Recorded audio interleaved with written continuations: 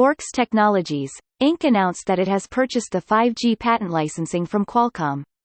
This will allow the company to sponsor innovative 5G technology and help increase success for technical job seekers and skill sets needed to roll out 5G products. 5G networks are being deployed internationally to increase internet speeds both at home and in business settings. Higher bandwidth speeds lead to improved smart homes, smart cities, and Industry 4.0. This includes monitoring energy efficiency in buildings to combat climate change, with the ultimate goal of using less energy overall. The global 5G services market size is estimated to reach $1.67 trillion by 2030. The rapidly rising demand for ultra-reliable and low-latency data networks capable of providing enhanced mobile connectivity is estimated to boost the market growth over the forecast period.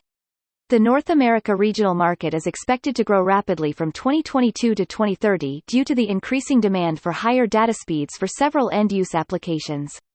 The robust deployment of 5G network infrastructure is estimated to improve the operational efficiencies in several industries.